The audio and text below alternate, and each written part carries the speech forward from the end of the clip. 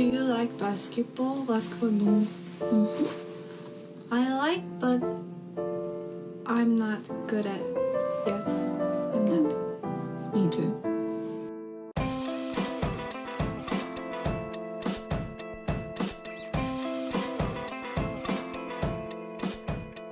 Thunder. Hey, hello everybody. Welcome back to the State of the League podcast, the only NBA podcast that talks about games right after they happen. A lot of podcasts wait too long. They let stuff cool down, but us, we're on the scene right away. We're like emergency reporters. We're covering car crash. Today kind of was a car crash. Oh, I suppose I just spit on my microphone. I'm your host Jack, aka joestar. With me as always the world famous Pablo Escobar. Pablo, how are you doing today? Hello, everybody. I come to you remorseful, but no, I have an apology to make. So last episode, I joked about Kristaps Porzingis getting an STI from Jaylen Brown, and I got some feedback that came off as homophobic. Obviously, I think that's fair. I think that's fair, but like at the same time. Obviously, that was not my intention when I said it. Otherwise, I wouldn't have said it. So, and even if one person felt that way, I'm not You're not qualified to say it at that point. Straight guy. If one person tells me, I'm sorry, I apologize, yeah. I won't say it again, and I apologize to. And if one person felt that way, then others probably did too. So, if there are any gay members of this community who are also offended by that joke, I apologize to you, and I won't say it again. Yeah. And it's tough. It's also a bailout because Porzingis was just bad anyways. It's got nothing to do with, like, we were being stupid, but like, I don't know. We'll probably get his medicals soon. And there's got to be. I saw someone say long COVID, and I mean, I'm done speculating. But it could be long COVID. Hey, it's crazy. Although it also could be straight chlamydia. It could be. I'm not trying to talk about the Celtics at all right now. I'm trying to talk about. Oh, fuck. I forgot to record on my SD card, but that'll be fine because we're recording on here. Trying to talk about the Denver Nuggets, I guess. Or do you want to do 20 minutes of bullshit? I really don't know if I have it in me. Well, no, we're on the pulse, so we're reacting in real time. We're on the pulse of the Nuggets. They have been shot through the heart. And, like, the pulse is just, like, the faintest thing possible. And we're on it, and they are bleeding out. We're like, no, I got a pulse right now. Right now. I don't know about in 5 minutes or anything, but it's possible. So the Denver Nuggets have been eviscerated, obliterated, just completely disrobed.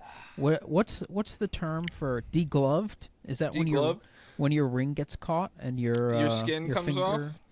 Is that what I've never seen what happens, but people always make it sound like your finger falls off. Oh wait a second. So we forgot to mention the biggest news of the day. So ultimately, you're sad because the Denver Nuggets have been eliminated. Well, I was going to ask you about this. Punked. This is one of the things that kept wind in my sails was you get to revisit the Alex Caruso, the difference, really, today. Oh, wait, the Alex Caruso trade. Yeah, well, I was going to, because, like, obviously it's not 9/11 for me because last year's Game 7 was much worse emotionally. But this is still like a frustrating way for the season to end. But well, no, I'm talking about an off-the-court silver lining, something else. Oh, okay. What do you got?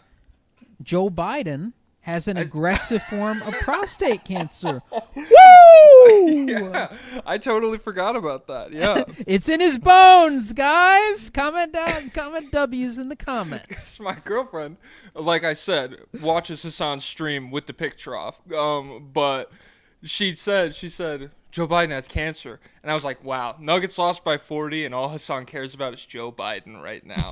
Guys, can we focus on what's important, please? Wait, so if she had the picture on, would that be cheating? Yes, I'd be mad. No, yeah, I guess it is good that Joe Biden has cancer. I suppose. It could have come earlier. Well, I guess. Well, I was saying, it feels like Donald Trump goes to the doctor once a week. Like, we get reports he's 240 pounds, 10% body fat, all this stuff. He's got the DK Metcalf build. They have the same measurements. Exactly. He could go into the NFL today have a 2,000-yard receiving season. Get him and Barron to Kansas City. Mahomes needs some targets. And so, Barron at the tight end, he's so fucking tall. Ooh. That'd be sick. Yeah, so I don't understand how, like, Joe Biden, how did they not catch it? Well, I guess, like, did it just, like, pop up and all of a sudden it's in his bones right away? It feels like, I don't know, if you're going to the doctor as much as the president does, the 90-year-old president. I don't know. I wonder how much he goes in his retirement. But he's been a corpse for the last decade. So I would assume he's super vulnerable to stuff, and when it catches on, it gets in deep. And so Yeah. But hopefully he goes out the most painless or the most painful way possible, and it still won't be enough. Yeah.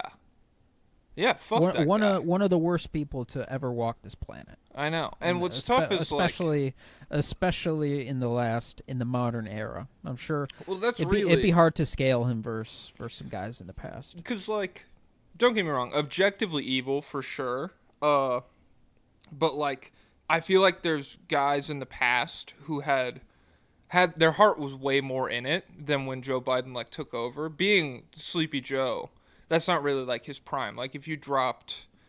The guy I always think about is Henry Ford. Like, if you put Henry Ford into, like, modern America with all of the different ways you could exploit or hurt people for profit, like, I feel like that's, like, Wilt numbers. It's just, he was playing in an era, like, the Deadball 2000s. He was inventing the assembly line.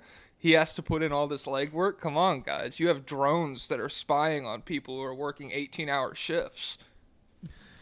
Yeah, so, but tonight it felt like the Nuggets had cancer deep in their bones. No, I think time caught up to them. This was just borrowed time. Yeah, it came to collect. It took Aaron Gordon's hamstring? I can't believe that. Yeah, hamstring. I mean, truly one of the most anime-pilled performances in my lifetime of. Guy gets like a hole in his chest or whatever, and he's like, I just have to believe as long as I put my whole heart into this, I can get this last attack off. And Aaron Gordon with an injury that like should last a full month, like he should not be running, and like is visibly limping on the court, barely able to jump. One of the Nuggets' most productive players, I would say. It's there's not a ton of highlights from this game in any angle, but well, for the Thunder, there's a ton. Yeah, no, okay. I guess from that angle, there's a million highlights, angle, like 150 points worth of highlights, probably. There's 60 Caruso highlights alone. Yeah, I don't know, good defender. Yeah, I just wish the Nuggets could have good players. It's pretty annoying. Well, it would have been nice if you went out and got Caruso, but you just didn't have a Josh Giddey to give up for him. So Julian Strother or Josh Giddey, you know? You asked me after last game. Hey, well, the problem is we just didn't have enough minutes to like gas up anybody's stats. I could get Jalen Pickett to 12, 8, and 8 if I'm giving him enough touches. I didn't know, but I listened to Zach Lowe's podcast this morning. He's a Julian Strother guy. Mm-hmm. He says if he didn't have mid-season injuries, he'd be better than he was now because he's had. I don't think that's untrue. I just think there's to me, I think there's people are gonna point to a million different things to try and make a story out of this Game 7, or I don't know. You have to write an entire article about it, so you have to manufacture all these words about what did or didn't happen. But the Nuggets had 5 players versus one of the best, deepest teams in modern NBA history. And I really felt like this Game 7, not to be a doomer, because the Nuggets in this series, I would say, showed me the starters are still an incredible unit when they're locked in. And that doesn't mean I want them to run it back or anything, but there's still juice there. However, this Game 7 is I'm surprised this kind of game didn't happen more. Yeah. And really, so what did OKC end up shooting from from 3 in this game, even though the threes aren't really what killed them. The threes, I mean, I assume whatever the number is. So it was really even. I mean, Denver made 10, they made 12. Well, the problem is 49% 49%. Denver started like 4 of 4, and OKC started like 0 of 6, and so as the game goes on, those skew a little bit. And also Hunter Tyson, I think, hit a couple garbage time threes. Nice. Well, we got to count those. Those are important. Only one, I guess. Oh, Jalen Pickett made 2 as well. Okay, so really this is 7 threes. They've made like 3 threes over the course of the competitive game after the first quarter. Yeah, and so, like you said, that's not what killed them. 22 turnovers for the Denver Nuggets. I think that's where everybody, I mean, eye test wise, that's what jumped out in this game, is the fact that nobody could make an entry pass to Jokic. It was full sellout on Jokic, like literally anybody Lakers else beat ball, us. Yeah. Yeah, and with no Aaron Gordon and a bad, still sick Jamal Murray, I guess. That's the cope I was seeing online. He had a good game while he was sick already, so it's a little frustrating to be and your flu becomes less impressive when Aaron Gordon's like playing with with cartilage falling off out rebounding their entire team with one leg. Yeah, I have an upset stomach. I was up at 5 a.m. too. dumping. My tummy hurt today. Yeah. And so, yeah, the turnovers are what killed them for sure. Because 37 points conceded off turnovers for Denver, 7 for OKC. I would guess 34 of those came at the end of the second quarter in that run, where it was just like, because Zach Lowe tweeted. I mean, not to bring up Zach Lowe twice, but like he tweeted. Let's do it more. He's a great guy. Miraculous that the Nuggets are only down 1 headed into halftime. He tweeted that with like 2 minutes left, and I read it and I was like, genuinely, what's your fucking problem, Zach Lowe? What's the deal, man? Why would you say that? And the second he did, yeah, it was just like off rip. 12-0 run to close the quarter. And the Nuggets have been terrible at closing quarters all series. Just like regularly throwing out lineups that can't do anything on offense and let the Thunder kind of get into their turnover transition offense that's so good for them. And this was, I don't know, like the ultimate form of that. And the lineup wasn't the problem. Jokic was out there and everything. It was just stupid turnovers by Denver. Yeah, the beginning of the game, I feel like everyone started panicking on Twitter over OKC. They're like, oh, they look like they're nervous. They're not hitting shots they're supposed to. And it seemed like Denver was coming out. But then, yeah, that flurry at the end of the second quarter. And I was like, well, thank God it happened right now. We get the halftime cuts off the momentum. But then it just lasted for the rest of the game. Well, yeah, because it's like, who benefits more? The 12-man team for halftime, or the team where it's like we are like there's been 3 guys who showed up for us. So it was a rough game for Jokic too, definitely not MVPs. I mean, incredible game for Shea. If you want to talk about like a lot of the NBA players I saw commenting on this series were like, Game 7 decides MVP. I think Shea probably walks away with it at that point. Well, I don't know. Well, Caruso just threw himself in the fold then. No, I mean, that's Caruso. We want to talk about pound for pound MVP or whatever. Pound. Which like let me see his weight. It's not. I don't mean literal pounds. I mean like. Well, I do. I mean play 186. for play. How much is Shea? 300 pounds. 195. Whoa, okay. So guys, do some division. Let us know. Yeah, I mean, incredible game for Caruso. They got him for Josh Giddey, straight up. It's so insane to me. Chet's listed at 208. Do we believe that? No. Yeah. They traded a guy. They traded their worst player in the playoffs. If they had Josh Giddey in this series, the Nuggets' life is 20 times easier. They traded a guy who the Dallas Mavericks ignored straight up, like completely left him and attacked him on the other end.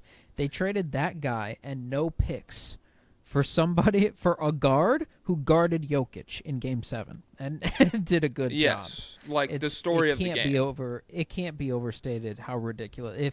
If the Luka trade never happened, we'd be. This is like. Well, people are still digging their fucking heels in it because he averaged 21, 11, and 9 after the All-Star break or whatever. I'm like, dude, Caruso is swinging a playoff series right now in front of your eyes. And this is like, I would argue this is one of the less impactful Caruso matchups. The Nuggets aren't relying on their guards to create all their offense. It's Jokic. And so the fact that Caruso does this in Game 7, incredible. Don't get me wrong, but like, if you get to throw Caruso at like Anthony Edwards or Tyrese Halliburton or Jalen Brunson or something, those are the matchups where his impact is like really tangible. There was a point in this game where they switched Chet off of Jokic and Caruso onto him. Mm-hmm. It's really what he's doing is next level stuff. Obligatory Nuggets. Everyone will be mad at me. Caruso's fouling, and it's okay. This was an incredibly physical just punch Jokic all game long. And so those are two different things. I want to get out ahead of this. Incredibly physical, stab Jokic in the face kind of game, and it's like, okay, it's all cope first of all, but the way smalls guard bigs in the NBA, it is different, and so I feel like this is the ultimate version of the Lakers unlock something with Rui there. Like, this is the maxed out version of that, is like actual all-NBA defender exploiting all of those things. And they could have called Jokic on some offensive fouls too. Like, I don't feel like the officials were the reason the Nuggets lost this game. I just do feel like that is an aspect of the Caruso matchup specifically. Well, I mean, just with I think of it as Jokic because every time you looked at him in this game, there's 3 to 4 bodies like just swarming him. Is nuts. And that's why the Caruso stat is like 1 for 7 on Caruso today, I think. And it's like, oh, really? Caruso did incredible, but like, he spins off Caruso, and it's like, oh, shit. Wait, for everyone or just for Jokic? Just for Jokic. Wait, but my thing is saying he's 5 for 9 on the day. Jokic? Yeah. I can't believe that. There's no way he only took 9 shots in this game. This has happened before, where it's up. Let me check my shit real quick. Hey, Jokic finishes with, what is this, 20 points, 9 rebounds, 7 assists, 5 turnovers, 5 and 9 from the field. Okay. Yeah, I think most of it was guarded by Caruso. Like, if you think down the second half of this game, it was mostly Caruso on him. And then, like you said, the whole team swarming aspect of it. And he got to the line 11 times. All in the first half. That was all in the first. Well, I guess the thumping happened, and then he was done by the fourth. Mm-hmm. This was a good Christian Brown game that ended up getting wasted. This was just more par for the course for Michael Porter Jr., another guy who is playing through injury and will not get. There's no real credit for that because it's like, well, yeah, you played. You didn't really do anything when you were out there. Well, it's like when Gordon does it, it's like, hey. Double through injury. 11 rebounds. Pretty sick. Nice stuff. And, like, I don't know. I'm not mad at MPJ or anything for, like, you didn't show up. It's just, like, the kind of player he is that if he's not going to score well, like, bare minimum, like, good efficiency, ideally he would be, like, a 65% true shooting guy. If he's not going to give you that, you are very lucky if you break even in his minutes. There's so many spots where he's objectively like a negative player. He's a bad defender, bad rebounder, bad playmaker. And I think it's a tough game from all of the Nuggets, but a tough series from him with the shoulder, sure. Yeah, and then the Thunder on the flip side, obviously Shea, great game. Hartenstein was 5 for 7. J-Dub was good in this game.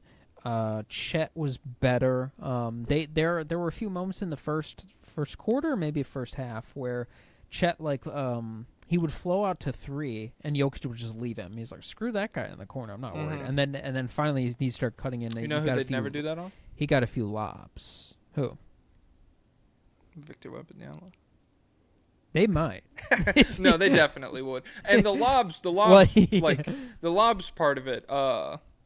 The Nuggets should be extremely thankful that Shea is not like a better lob passer, I feel like. Yeah, there was one he misfired today to Hartenstein. Yeah, because, like, I mean, when they're rolling out that double big lineup, one of them is always open. It's just that Shea doesn't. He's like, that's not a pass for him. And it's fine because he does so much other stuff super high level. But, like, if he could throw that, like, I don't know. This series is probably shorter. Because, like, you could just, like, spam that in the clutch, and the Nuggets would have it's a tough adjustment for them because they have so few front court options. In this game especially, it's tough because Gordon couldn't jump. Like, there were times he read the play, but he just couldn't get up there to stop it.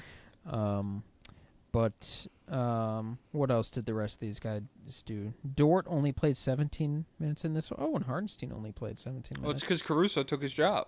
Yeah. It was a big Case and Wallace game, even though he was 3 for 10. I felt like the timeline was all big Case and Wallace love. He had that epic dunk. It's not that cool. It was pretty epic. It was really cool. It was super. Jokic barely jumped. Well, no, that's him jumping.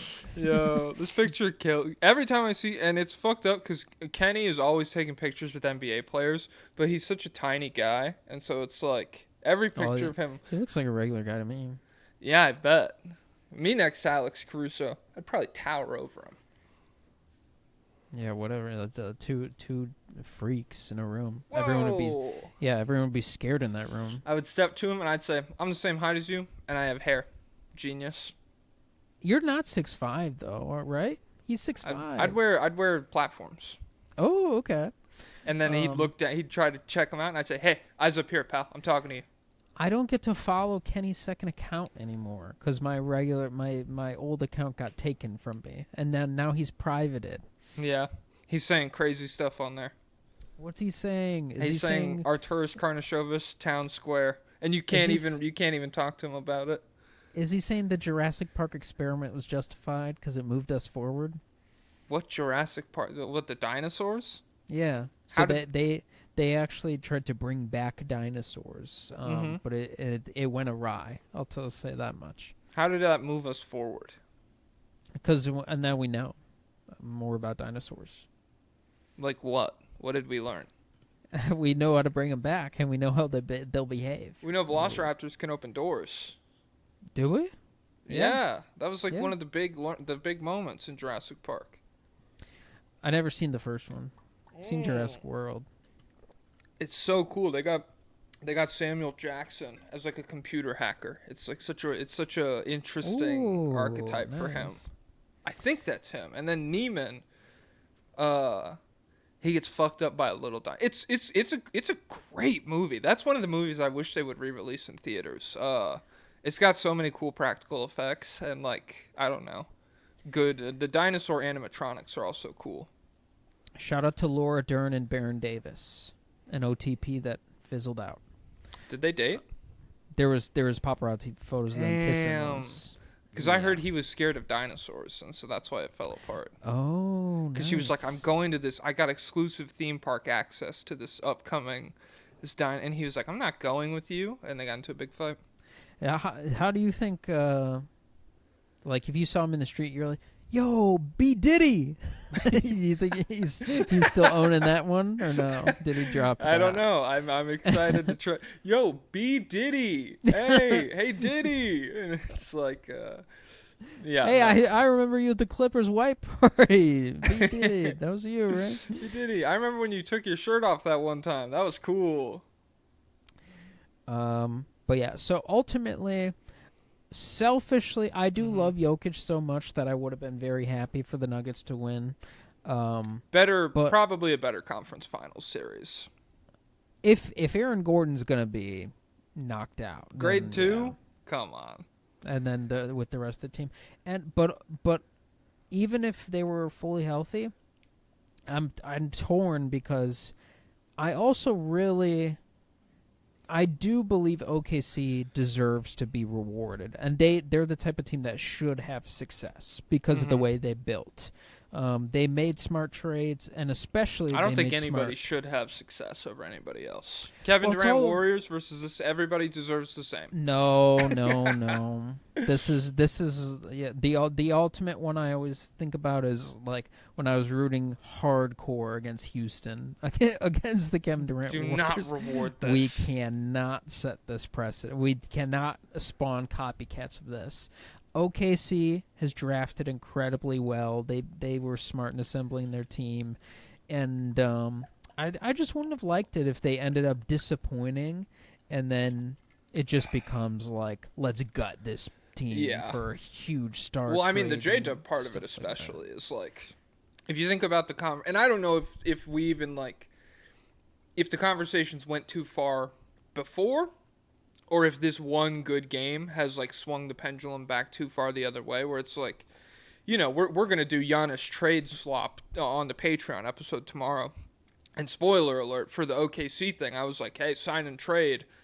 If you give J-Dub like a new contract where he's making whatever the max is, I think 25% of the cap, you could structure a deal for Giannis around him, no problem. And I think before this game, I mean, obviously coming off that Game 6 stinker, a lot more people would have been on board with the Giannis thing. And I don't know. We still have to see how the rest of this postseason plays out. But, yeah, like I don't know. It's crazy how the narratives kind of swing game to game like that. Yeah, and his narrative honestly has been on like a downward spiral for a year. And I do think he is just straight up a worse offensive player than he has been in the past. Yes. But when you don't shoot 44% from 3 anymore. And he was like one of the best mid-range shooters in the league. He hit one. That's how I knew it was over. Is like he hit like a bump Michael Porter Jr. kind of weird 10-foot mid-range pull-up, and I was like, okay, well, if he's making those, I mean, I don't know what to do at this point. Yeah. And so as for Jokic, so we're coming off, I don't know what the numbers look like in totality now, but this is Jokic's worst playoff run ever. And I don't think that's really a sign of anything other than, number one, the physicality of these playoffs makes it easier to deal with him than it would have been in the past. Yes. And number two, he ran into two bad matchups for him. First one in the Clippers, they have the one guy who seems to be very capable, very comfortable of guarding him, just a 1v1. And then, and also the Clippers were just a really great defensive team overall as well. And then number two, OKC looking like the best defensive team ever. So, and they have to carry it on because people freaked out about Minnesota last year too in this round. But I think we didn't really, in round one, there was such a big overall gap between them and Memphis that it didn't really feel like they were shutting anyone down. Although, to be fair, guys, Ja Morant, he did figure them out. He was killing them before he was killing them the game before. He was shifting Caruso out of his socks. Yep. Yeah, it'll be like next round. I think if Anthony Edwards is just completely shut down and Julius Randle shut down and Jaden McDaniels is shut down or whatever, then we're going to be like, holy crap. And then the only downside is I really would have liked to see full-strength Celtics versus full-strength OKC. But whoever they match up against, I suppose. Hey, it's a marathon. Hey, earn the final spot. You know. Well, Achilles, so the Knicks didn't earn it. Knicks didn't earn. Well, then the Thunder didn't earn this hamstring. Oh, true. Yeah, it's a Mickey Mouse. It's already Mickey Mouse. Because Luka was fat, and so the Minnesota thing doesn't count. And Curry was hurt, so that obviously doesn't count. And Aaron Gordon's hurt, and Jamal Murray's sick. And it's funny, with like Jokic shooting really poorly in the first half of this series, a lot of my timeline, I haven't seen any reports about his like elbow or wrist being fucked up, but like people are talking about it. They're like, yep, all the tendons in his arm have exploded. And so, like, he's playing through that as well. You guys expect him to do good? Are you serious? Is that real? I don't know. It's possible. Like, if we come out on the other end and they're like, yeah, he had some wrist stuff that, like, his wrist has bothered him for years. Like, he's gotten these weird long, this whole season it was fine, but like last year, especially in the playoffs, his wrist was fucked up, and that was part of why he shot the ball so poorly. But I don't know. That's just like the coping angle I've seen with it. As far as the Thunder's defense sustaining, I think when you look at the Minnesota thing from last year, the Nuggets, surviving the Nuggets in Game 7 was what the Wolves ostensibly were built to do, whereas this was the Thunder's most difficult challenge, I would say. Does that make sense? Yeah.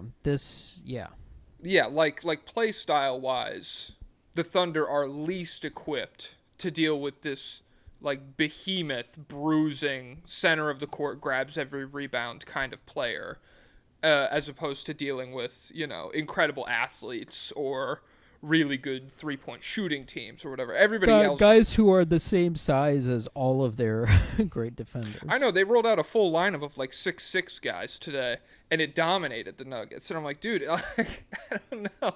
Is Julius Randle eviscerating this? It's possible. And maybe I've underestimated him at every turn, and maybe we just get like full-on bruiser, 30 points per game Randle. Listen, I've already filed my Julius Randle apology form. It would be cool. I would like it. I'll say that much. But people gotta stop with the, wow, you counted him out? Wow. He's always been this guy. Mm-hmm. It's always been there. Like I'm getting clips of like Lonzo Ball talking about him on the podcast. He's like, back in LA, he was that guy. People are like, they really counted him out. Your friend whose car doesn't start for like 2 weeks, and then they're like, well, let me try it today. And they're like, dude, we're going to be late for the movie. Come on, just go. And then they get in and it's, wow. You didn't think it would start. Okay. Let's go. And it hasn't started for 10 years. For 10 years. And it's broken down multiple times on the road, and it's gotten you guys into a lot of tough spots. But yeah, he's been playing well. Great. Definitely an easier problem to solve though than than Nikola Jokic. So yeah. I will anticipate OKC thumping Minnesota, but I also thought this Denver series, the Nuggets. I thought this Denver series would be much easier, and I have probably doubted Minnesota at every turn over the entire, like, since they got Anthony Edwards. I'm like, pretty risky. I don't know. I need to go look at like how they've done in the clutch. I think it's been pretty solid so far this postseason. But like, I foresee them getting into a number of, you know, down the wire games like the Nuggets and the Thunder had in this series, and I just don't know. I wonder what the offense is going to look like there, because I don't know. Like, you talk about the thumping. If they can get it close, Anthony Edwards is really good. Like, if you get a hot hand Anthony Edwards fourth quarter, anything's possible.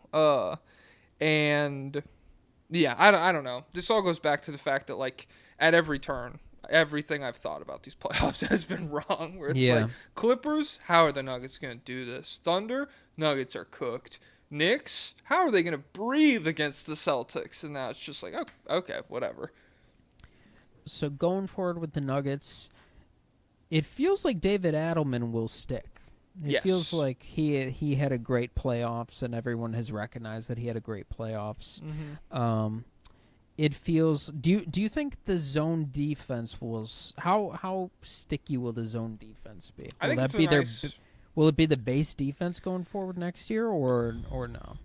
Probably not. I think one big thing you can take away from this postseason, if you're from the Nuggets' perspective, is a lot of these guys have a different gear defensively that as long as the depth remains what it is, you're not going to see in the regular season very often. It's just unsustainable to do for even like 40 games, to ask like Aaron Gordon and Jokic and whoever to do what they were doing in these playoffs. And so if they add, Bruce Brown is a free agent, if you can get him back or something, if they add some like higher tier defenders, I don't think they're going to roll out the zone just like consistently night to night. I think it's like a lot of hustle and shit that it also just won't work against a lot of teams. Like it's and you don't want to give like extended looks at it. Well, that's like if you want to talk about 5-dimensional chess. If Dagnall just had the Caruso thing in his back pocket the whole series, and just like part of it was probably just like a desperation. Hey, let's see what happens when Caruso's on Jokic. But it's not like the worst lever in the world to like pull for a Game 7. And so that's a good example of like, hey, you keep some cards close to your chest, and in the biggest moments of the season, you can really surprise someone. Where are you at with Jamal? Same place I've been, where it's like, if I could... I feel a little better. Well, like we were at a point where it was like good game, bad game, good game, bad game, instead of just horrible. Instead of awful player for my second best. My 2 max contracts, I have half a player between these guys. I just like, there's no realistic way to move him and add a player as good as the best version of him. Yeah. And that's, if you want to talk about, liquidating Michael Porter Jr. for worse players but more depth, that's something that the team could handle. Financially or like with a laser? Ooh, I don't have a laser like that, so okay. Financially. If you want to talk about like moving him for, like I think the Cam Johnson thing would be sick. That would be fine, but there's no way for the Nuggets to win unless you get like 25 points per game from Jamal Murray. Win a title. They could win a playoff series with him being mid, maybe even 2. I think he wasn't like fantastic in this Thunder series, but I think they're just kind of stuck with him for better or for worse. Yeah. So who else is on this roster? Brown, you feel good about. Gordon is at his peak, and he's I cannot believe he played incredible. Today. I was going to lose my mind if he tore his hamstring going out for this Game 7. Dude, oh my God. It also is a bad sign that he played, because it's like, we can't get a Peyton Watson legacy step-up game or something. Well, they need to lock him in. Like, a lot of people would say, well, Aaron Gordon has a gym in his house. That's why he shoots so good now. And it's like, no, the Nuggets hired a new shooting guy. I remember it from last year.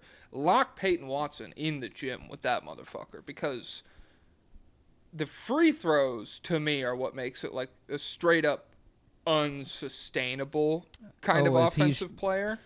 I haven't even realized he's a bad free throw shooter. Yeah, let me pull this up. I don't know what he is for the series, but today, 2 of 4 today. That's not terrible. I mean, that's 50%. That's 50%. That's awful. 2 of 2 yesterday. Hack him. No, like he literally is like a hackable level free throw shooter to me. And so he's a terrible rim finisher, terrible floor spacer, not a super feely like cutter / lob threat yet, and so you're left with this incredibly toolsy guy who is already like a clear positive on the defensive end, but is so far away offensively that like we need to focus on adding 1 or 2 consistently additive skills before I'm talking about like him taking a step forward as an offensive player on the whole. Let me pull up Tankathon. Do the Nuggets have any picks this year at all? Not a first rounder, right? No, I think this is the Orlando Magic. This is the Aaron Gordon payback year. Let me do. So I do Control F. Den. Shortcut. Yeah. Orlando has it. And I think no second round pick. Oh wait, no, they don't have the second round Holmes listed is coming back, so it's pretty much a first round pick. Well, that's what the Bulls used to say. Like, they'd be like, no free agent this year Derek coming back from the injury. That's our free agency acquisition, and they did it with Lonzo and stuff like that. Nice. It was pretty epic. I'm gonna look up NBA second round draft order. But yeah, I feel much better about this. The Nuggets starting lineup, at least. Like, if I imagine a world where they're all healthy and Michael Porter Jr. shoots at a normal level, it's still one of the best starting lineups in the NBA. I mean, to take this Thunder team this far, it's crazy. Like, it really is. And there's no moral victories or anything, and it's an embarrassing Game 7, but... More victories are from minor league coaches. Jay-Z. Oh, that was a really good Jay-Z impression. I knew who that was. You should have started... That's how he says it. Do you know the lyric? No. That's how he says it. No, I don't know that one. Guys, comment down below if that was epic. Guys, comment down below your favorite victories of Jay-Z. the minor league coaches. I had an art professor in college. More like fart professor. More like fart professor. So he was weirdly into like hip hop. He had like just like old white guy hip hop head. Not in like a super unnerving way. But like he would just always have really strong opinions, and he was always arguing for the fact that Jay-Z, he stole lyrics from people, I guess, but like it was cool because he repurposed them or something. And I was like, I didn't know that was allowed. I bet he was a big Sean Fennessy fan from The Ringer. Is Sean Fennessy a hip hop guy? He used to review rap albums for Pitchfork. Nice. He was Anthony Fantano? He wrote the Illmatic review, I think. Jeez. He's old. Damn. He is old. Sorry, didn't mean to dunk on you, Sean, like that. No, Sean, come on the pod. Defend yourself. The Nuggets they lose the 52nd pick to Phoenix. The 52nd pick? Yeah. Okay. Well, fuck. That could have been Artumani Kamara.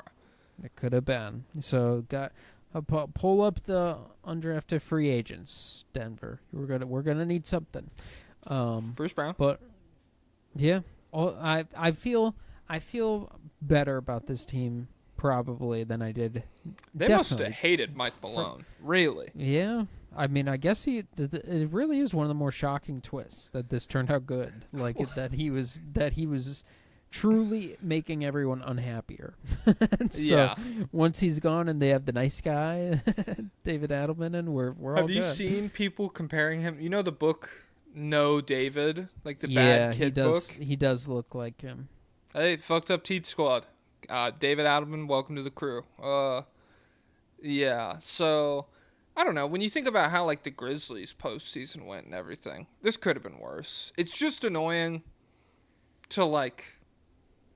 This is like a good encapsulation of what a dice roll the West is, where it's like ostensibly Nuggets did it the right way. Like they were the higher seed, they did all this stuff, and so the reward there for getting the 4 seed is Clippers first round, Thunder second round, whereas the Wolves, Lakers first round, which you could argue, you know, LeBron and Luka, you don't love seeing them, but I think the Clippers were pretty soundly a better team.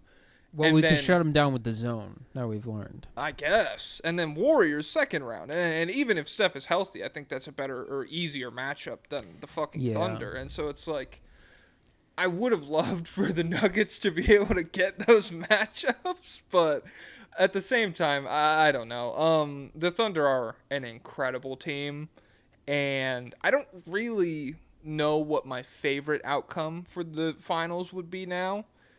I'm leaning towards it being funnier if the East team won, whether it's if the Knicks win.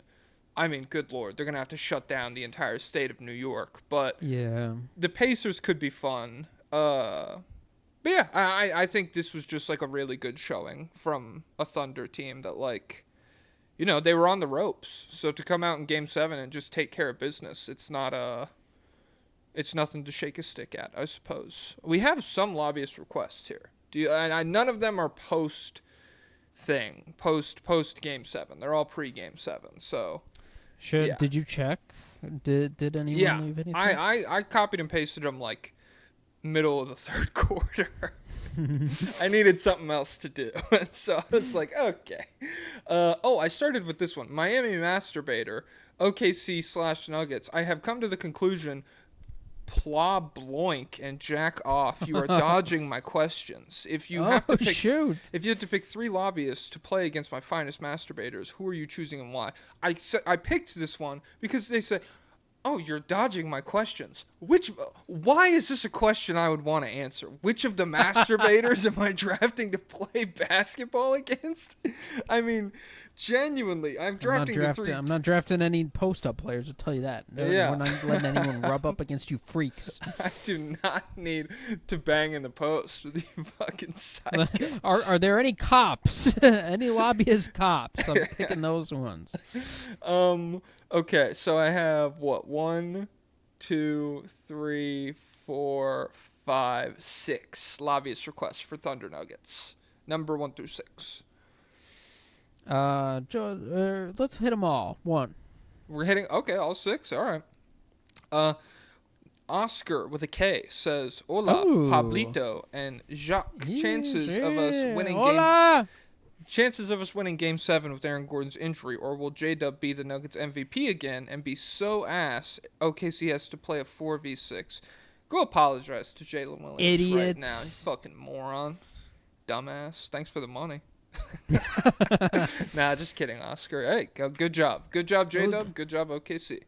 Speaking of money, there was, I think the Apple Patreon fee is gone in the U.S. Yeah, which is weird because I just saw someone last night sign up for a $7.50 subscription. I think it's still there outside the U.S. Okay, guys, was it in dollars?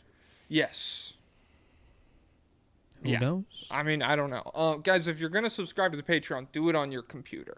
Or go to the library and do it on the computer. Because Apple's taking a cut, and we are not getting any of it. Brevity Pill DeLon Wright says, Jack, have you noticed any small adjustments from Adelman since taking over from Malone? I thought Strother getting so much run in Game 6 was cool. ESPN and TNT will never dive into stuff like this, but maybe my beautiful boys will. I don't know. I'd have to go back and watch, really. I wasn't super, it's probably the spots where they're getting Jokic the ball the most, if I had to say, just because the post was completely nerfed in this series. So it's like a lot of him getting a running start off of the wings, or getting like a little post entry pass like at the 3-point line or something. And then also hitting like some weird off ball screens where Westbrook would like throw it to the middle of the paint when he flashed. But today, those possessions were fucking disastrous. I mean, the Thunder's hands were so good. So I don't know. That stood out to me a lot. And then obviously like the inclusion of Peyton Watson and Julian Strother into the lineup as the series went on. But I really think that's more of like a necessity thing than anything else. If you're interested in that kind of talk, the deep strategic talk, tune into Zach Lowe, and Pablo his podcast, Escobar. And Thinking Basketball, Ben Taylor, he had Rob Mahoney on. They talked. They should do Drinking Basketball, where they black out and talk about the NBA. Oh, I wonder what kind of drunk Ben Taylor is. He's a sad drunk. He's just super upset about he secretly hates the 3-point revolution, and so he's sad about Bill Walton's injuries. He was the MVP with the Blazers. He was the best. He was what Jokic was for 1 year, and then it was taken from him. But the crazy thing about this series is there's so much tactical change, possession by possession. They're running a million things offensively. They're trying a million things defensively. By the end, you're getting Chet involved into the action. You're getting their defensive player of the year level guy. Get him up here. We need him in the action right now. I have trouble identifying them because I don't know what's on purpose and what's on accident. Are you executing the scheme, or do we really want J-Dub guarding Jokic in this situation? Was that a mistake or not? I don't know. And then also, a lot of it is Jokic is at the top of the key yelling and pointing and moving everyone around. And I'm like, okay, well, is that a Jokic adjustment or is that Adelman telling Jokic a play and him getting it set up? Probably Jokic. I feel comfortable giving that to Jokic. Yeah.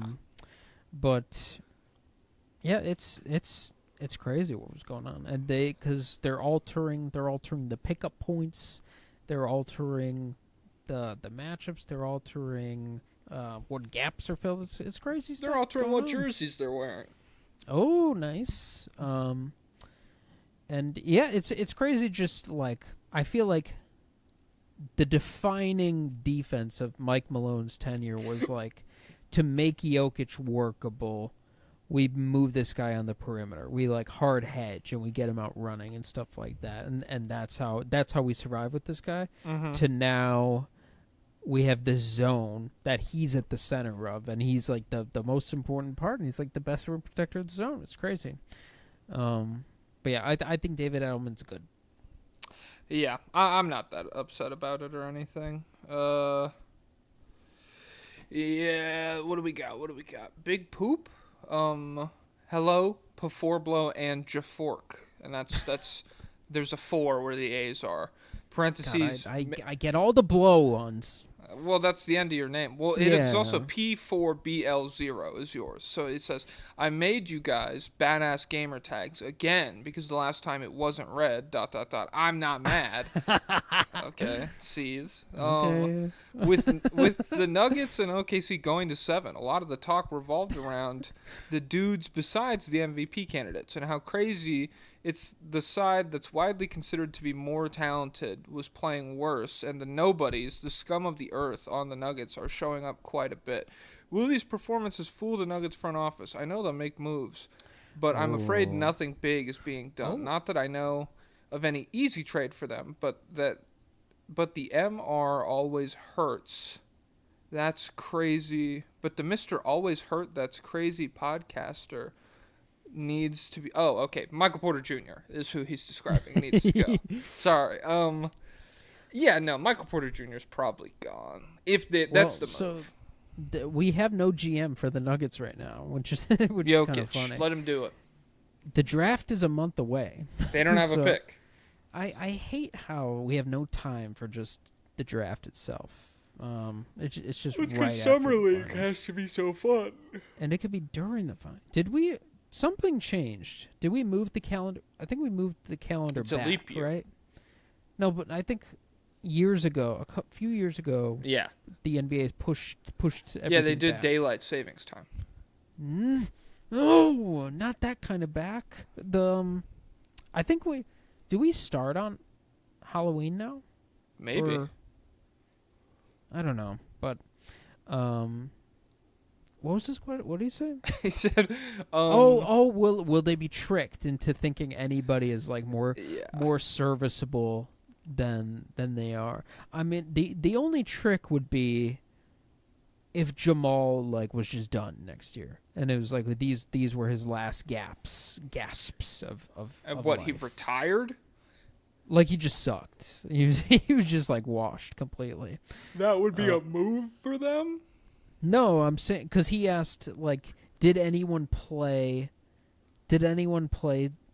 too well beyond their capacity and like trick the Nuggets front office into thinking that the only guys who played well are guys that you're guaranteed wanting to keep. Christian Brown, I thought he played really well. Aaron Gordon played legit. Out of his mind. And then beyond that, nobody. I'm fine with anybody being moved. I'll also say there was a lot of like Jokic has help talk on my timeline after like game 4 or whatever, where Jokic, I think maybe it was game 5, where like Jokic played bad but they won. I don't know if that was, I don't remember which game exactly it was, but like I remember Joel Moran from fucking Pick a Side. He was like, teams with no help don't do this or whatever, and I'm like, I've not heard shit on that front since. Okay, thanks guys.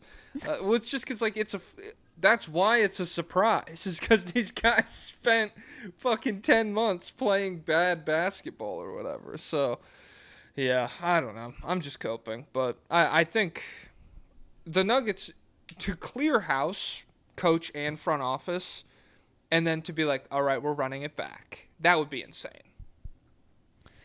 Yeah. Yeah, we absolutely need to update on the margins. And although I guess getting off of Michael Porter Jr. would be a big move, and he did not do himself any favors. Would you? The one thing is, well, no, you don't. Nah, you don't want to trade him. You don't want to trade him for a loss. Be like first round pick to get off his money. Like No. I don't think we're there at all. I'm saying if you're moving Michael Porter Jr., it's in exchange for multiple capable role players. That's the expectation for me. He is not the kind of guy that you're attaching assets to just to get rid of or anything.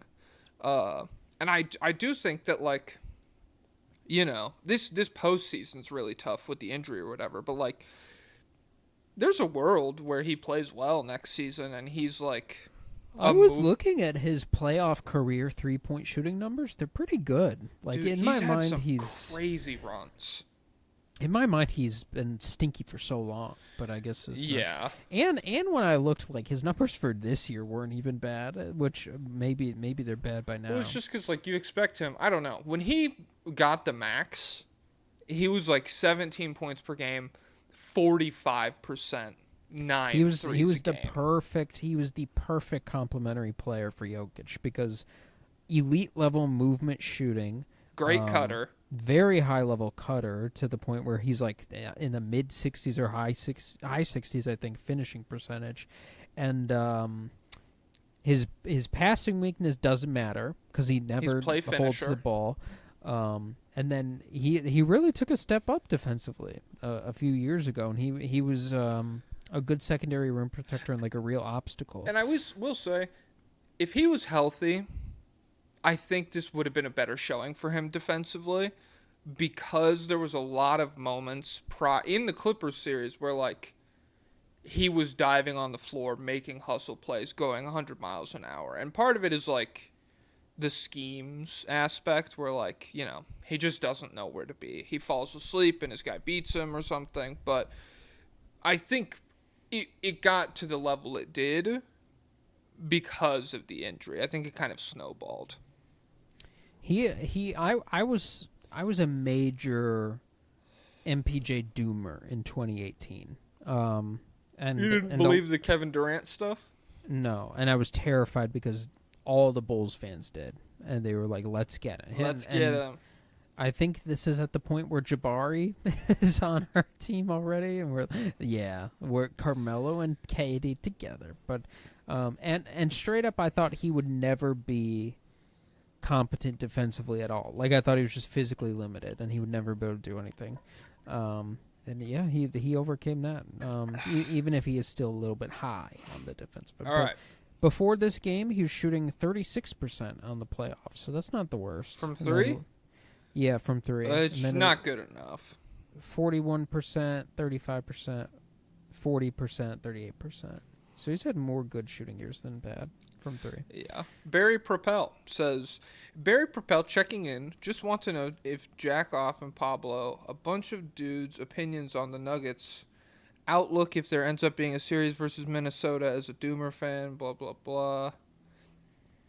Okay, so pretty much if the Nuggets had won today, they would have wanted to know about the Minnesota matchup. I think it was really bad for Denver.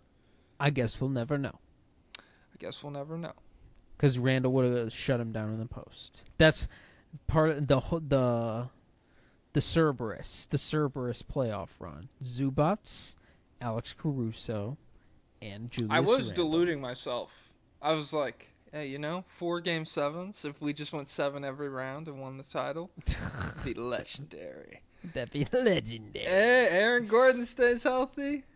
I guess we'll never know, Guess we'll never know. But I'm approaching it from the positive angle, where if Aaron Gordon stayed healthy, everything I want to have happened would have. So we win the title. I don't see how we don't. It'd be the same score but flipped if Aaron Gordon was healthy. The Denver Nuggets, first team to score 300 points in a basketball game in Game 7. Wow. Hey, they could have done that in the 80s. I don't know.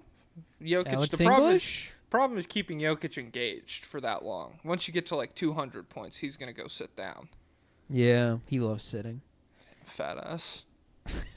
Nah, just kidding, Jokic. Fake Reed W says, Nuggets / OKC, should the MVP be hung below the scoreboard to incentivize Jokic and Shea? And also, should this game decide the winner of the award? Yours truly, the fake Reed W. No, it's a regular season award, idiot. It's a regular season award. Oh, okay. Give it to Greg. I have a friend named Greg. Me too. He went to Ohio State. Mine didn't. He was 7 feet tall. Mine's not. He was the number 1 overall draft pick. He's not your friend, dude. He could be. He would love to hang out with me, dude. No, he wouldn't. I'd be like, dude, the label bust literally doesn't apply to you. He'd be like, what do you know? You tore your ACL. You're broken like me. Well, that's what we would bond over. I'd be like, I know exactly how you felt missing out on hundreds of millions of dollars. You've been a loser your whole life. They didn't have expectations for you. I was a star. I feel bad about that clip where the old lady is like, do you play basketball? He's like, I used to. And she's used to. I would beat you. Shut the hell up, Grandma. Wrong time, wrong place, Grammy. He should have posted her ass up right there. He should have. Let's run the ones. I might be hurt, but I can take you, Granny. Yeah, I'll kill you. I'll kill you. Nikola Jokic is stable. Nuggets, has this playoff run changed your outlook on the team? For me, it makes me want to place Calvin Booth into a guillotine even more. Sincerely, NJS. Hey, that does not reflect the opinion of the State of the League podcast. That's a serious thing that you just said. So I would never condone something like that. And there's nothing funny about it. That being said, yeah, I don't know. The team sucks, and if they had like 2 more players, you probably have a much better shot at like winning this series and winning the title. And instead, you have, 7 bad players sitting on the bench every game. It's a little frustrating. Well, Hunter Tyson literally went 2 for 3, so I don't want to hear it. Jalen Pickett literally, he had 6 per 36. He's scoring 45 points. So we could have gotten him some post-ups in this game. Could It's you already over. imagine? Like, Jokic literally being eaten alive on post-up. The best player in the world can barely hold the basketball on post-ups. You run it with Jalen Pickett. Alex Caruso disintegrates him. But yeah, I feel better about the Nuggets than I did. All right, last one. Thunder from the Big Cheese. I would also like to thank the Big Cheese for commenting a lobbyist request that was just like 80 spaces. It was like vertical. I had to scroll for like 2 minutes. Is there no character limit? I guess not. The Big Cheese says, Thunder, with J-Dub's playoff struggles, do you think the Thunder make a move for a secondary shot creator in the offseason? If so, who could they reliably get? Obviously, they will have the assets, but salary matching could be difficult. Like I said, theoretically, you could give J-Dub an extension, sign and trade style. But I also, the more you look at the second apron and the way the Thunder have built this team, it makes sense to stay the course and prioritize the window. Because the window is really big. And if Chet and Shea are as good as they look, I think J-Dub could honestly be a little underwhelming and they could still win a title. Well, wait, as far as second, you think Chet could be second offensive option? I think he and J-Dub could share the responsibility. I think you could have like 2 high-level third options and Shea and an incredible defense, and I think that could be a recipe to win titles. I think... And obviously, they could win it this year. I mean... Yeah. Chet I feel like is further away from being equal. Evan Mobley get a strength leap this offseason? Let him get some bumps on some guys? Yeah. I can't even imagine him with more meat on those bones. He had a couple... Every time he gets the spin move going downhill, it's crazy. Like, he spins, it covers 12 feet. Like, he's at the rim with one spin. I just feel like he should shoot 1,000% with Michael Porter Jr. guarding him. I don't know why he doesn't kill him more. Yeah, I mean that's fair. But yeah, I think your best option is internal development from J-Dub, who has like shown it for long stretches in the regular season that he could be a big time secondary creator. Mm-hmm. I wouldn't do anything. I wouldn't go for any big. Let's get Levine in here. Hey, nice. Okay. I wouldn't do anything to compromise this swarm of defenders. It's so crazy that Andrew Wiggins, not Andrew Wiggins, Aaron Wiggins. I mean, they have that motherfucker on like the kind of like the Motown deals you used to hear about, where like they'd be like, here's a nickel for the rights to all your songs. Hey, Aaron Wiggins, you could come in. You could be like a huge part in us winning these playoff games. $10,000 a year. And we're making 90 selling it for laundromat commercials. Yeah, exactly. Yeah. So I mean, don't I still pick up the phone on a Giannis trade? Like if the Bucks called me and they're like, "Hey, what are you thinking you would give up?" I would have the discussions about it, but it has to be like that level of player. I would also do it for Luka if I had gotten the call from Nico, but like I'm not doing it for like even a Donovan Mitchell level player. I'm not entertaining making those decisions for. It would have to be just the right scalable player. But I don't know. Would you go all in for Steph if he was available? If you're them, Depends what all in is. I'd give up a lot to get Steph, but like to me that's it. Like I get 30 minutes of that, you know. but that's like that defense with Steph and Shea. That's nutso. That'd be crazy. Guess, but hey, whatever. Okay, I'm gonna timestamp this. What do you want to do next? We have the Celtics funeral. We could do a little Knicks Pacers look ahead, and I guess talk about Thunder Wolves. What do you want to do? Let's do Celtics. Okay, Celtics funeral. The two best teams in the league. Done in this episode. Two equally talented and expectations team, the Denver Nuggets and the Boston Celtics. It's just sad. Yeah, so Jason Tatum tears his Achilles, and then the Celtics get one win for Jason Tatum game, and then they just get... They prove they're better without him. Yes, Ewing theory, except it's not possible because they won a title already. But yeah, just, I mean... really tough Jaylen Brown game, much more in line with kind of the flaws that he showed this season. But he's been playing with the torn meniscus. Mickey Mouse ring, baby. Yeah, honestly, that is insane. Partially torn meniscus for like the past month. And I mean, he's been laying it all on the line. Like through the ups and downs, I think he's at least been like trying his ass off and everything. Yeah, this team is in a weird spot. Did you see the reports that they're interviewing Cooper Flagg? Yeah, that's weird. But and some Wouldn't people you interview him? Not if I just don't to have see what he's thinking. What are you thinking in 5 years? Hey, this is Fenway Park, pretty cool. You could come if you want. If you lived here, you could come here whenever you want. His mom, I guess, is like a diehard Celtics fan. That's because Bill Simmons would always bring that up. But there's some people who think, number one, there's some people who think you could trade into the top of the series draft. The problem with the Luka trade is it makes any theory possible. Yes. Like you can run any scenario you Derek want. White for Cooper Flagg. Who's to say? Because Nico defense wins we're championships. looking for a defensive role player next to Kyrie and AD. And we're on a 3-year window. And he so has Derek a championship. White's actually Cooper Flagg, better. game on the line in March Madness, fucking bricked the buzzer beater. Bricked it. So I'm not trying to have that loser on my team. Send him to Beantown. Yeah, there's some people who are like Jaylen Brown plus picks for Cooper Flag. It's like, Hey, that'll get you Michael Porter Jr., but I don't know about Cooper Flag.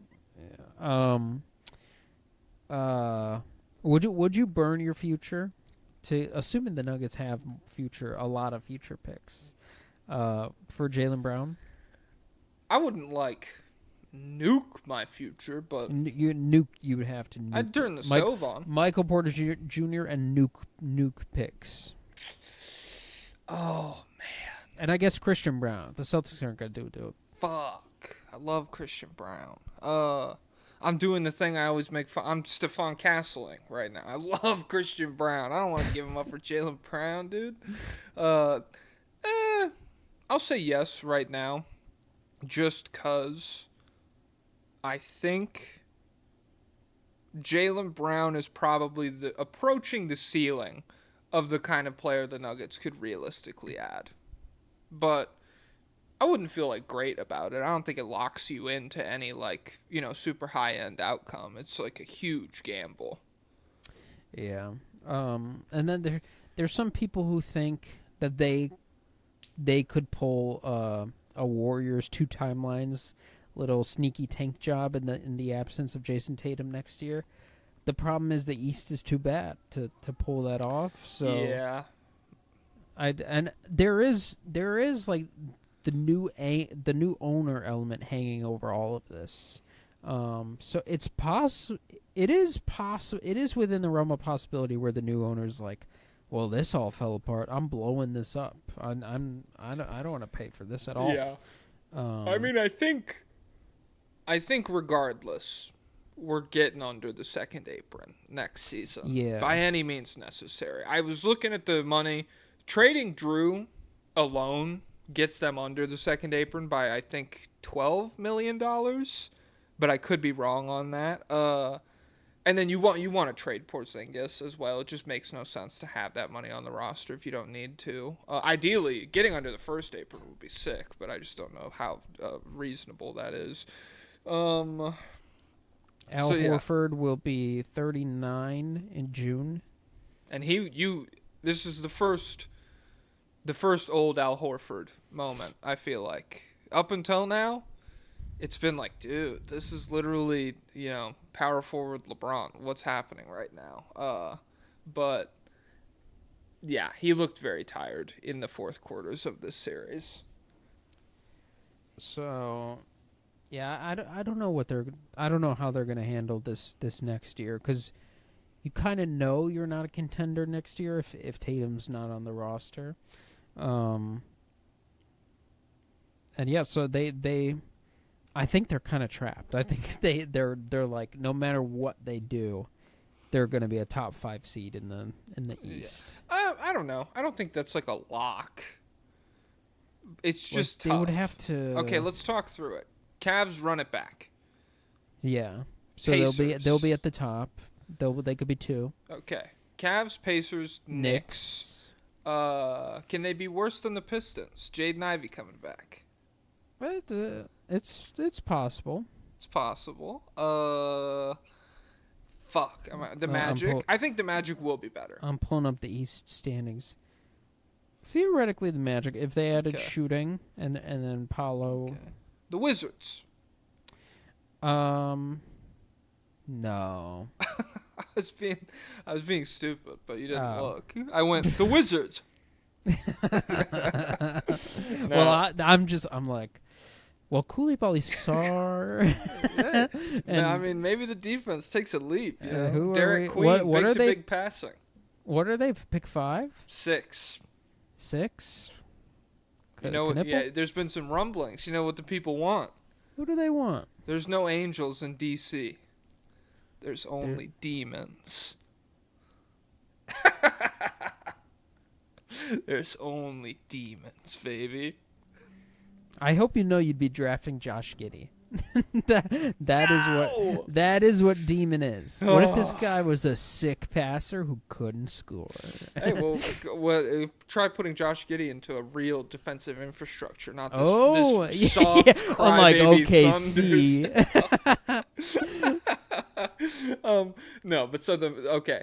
Miami should be dead. Yes. Milwaukee should be dead. Yes. But theoretically, do you think Giannis stays in the East? Because that's another thing we'll get into tomorrow. He did a Q&A on Twitter. I don't know if you saw that. Yeah, he said he likes the Florida cities. Yes, we've gotten a lot of, like, Easter eggs. If this was like a movie that was coming out in a couple weeks.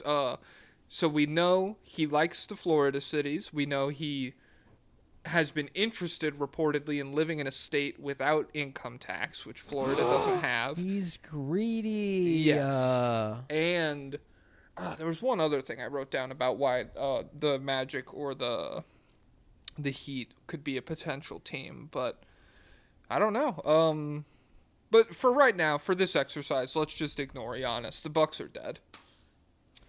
I think the Hawks could have a sneaky year because they could be reinvigorated by the top dogs coming back down to earth, and then Jalen Johnson coming back. Jalen Johnson coming back. Rizzler year 2 after drafting. year 1. I've been seeing D. Lee's profiles on my Twitter, but I can't remember. What pick are they at? I think it's pretty mid, but I think there's going to be some bigs available. I think they were kicking around Rocco Zakarsky on Hawks Twitter. Well, that's got to be it. That would be in the second round, I hope. I don't know. I wasn't paying attention. I never do. Rocco Zakarsky. Okay, they're at 13. Okay. I don't know. Because I forgot. That's the Kings pick. Yeah. The Spurs have their pick at 14, I think. Yeah, they have the Sacramento pick. But if we get a Trey shooting bounce back here, and then we have all these, I think it could be a good Atlanta year. I don't know, but that's not certain. Thank God, I hate the Bulls so much. Nice. It's so funny. I post these TikToks where when the Nuggets lose, it's just me talking with like music over it, like the audio's turned off. There's so many Thunder fans that are like upset at the bit, that are like, no, you need to talk about this. Address it. You're a coward. What am I? The turnovers were bad. Tune into the fucking State of the League podcast, people. Fuck, what am I supposed to say in 60 seconds? Alex Caruso's really good. Oh my God, you guys. Fuck you, Cole. Cole? Yeah, Cole. Like a lump in your stocking. That's your namesake. Suck it, naughty Lister. Yeah. Okay, so I think they could get into the play-in. They could be in that purgatory range, but like it's almost impossible. Hey, get Jaylen Brown to be hurt longer. Don't do the surgery until August. We didn't even mention healthy Embiid and Paul George with a top pick. Ace Bailey thrown into the mix, learning from Paul George. Charlotte without LaMelo Ball. I just remembered that quote. Hey, to you, that's a bad shot. You don't work on that. I work on that shot. I'll tell you what. I've got my Ace Bailey video locked and loaded. I'll post it. Is he a demon? Is he cool? He has some of the worst shot selection I've ever seen. Cam Thomas, but he can defend. He shot 46% from the mid-range. On psycho shots. On the worst shot selection you've ever seen. Bryce was 49. That'll tell you something. That's the best mid-range shooting prospect in the history of basketball. Pablo was at 37. Brandon Ingram was at 37. He actually is like an incredibly crazy shot maker. And so he is 18. Oh, you wouldn't see Kenny on his second account, he got a GameCube. You wouldn't know about that because you're not in the club. Kenny, approve my follow request. It's one of the it's nameless, me, faceless accounts. I can't tell you which one, but it's one of them. But and yeah, Ace Bailey has a lot of winning traits. Like he could be a legit movement shooter. He could be a legit normal mid-range shooter, and he's a big time rim protector. And his physical measurements underwhelmed, but he is the same. He's got the same measurements Jason Tatum did coming out. So Okay. he's How still a old big is he? guy. 18. He's Hey, a little. he can still grow. He's barely older than Cooper. Damn. So the Ace Bailey would. There's a world where Ace Bailey can play playoff minutes for Philadelphia next year. I don't think it would be the craziest thing in the world. Okay. All right. So, long story short, I think the Celtics can be in the play-in next year, and I think it's better to have this, like, you can get out ahead of it, full on. Next season is a retooling year where we do our best to add guys that could help Tatum the year after. We retool the role players heading into the 2026-27 season. I think that they can do something with that. I think they can get 2025-26 season. Well, when Tatum comes back, it'll be 26-27. Yeah. I thought you were jumping us. I was like, he literally thinks we're in the future. No. Idiot. Well, I am in the future because I'm so ahead like that, but you won't know about that till later. Boston has their own 2026 first round pick. So next year's draft, everybody, right now at this current moment. Is it a good one or a bad one? There are 3 guys who would be prototypical number 1 picks. AJ Debinsa. AJ Debinsa is one. Darren Peterson, who's projecting to be one of the better guard prospects we've had. Mm-hmm. And then Cam Boozer, who is Carlos Boozer's son. Bulls legend. Who's essentially Paolo. Maybe you could get the Bulls to bottom out for him.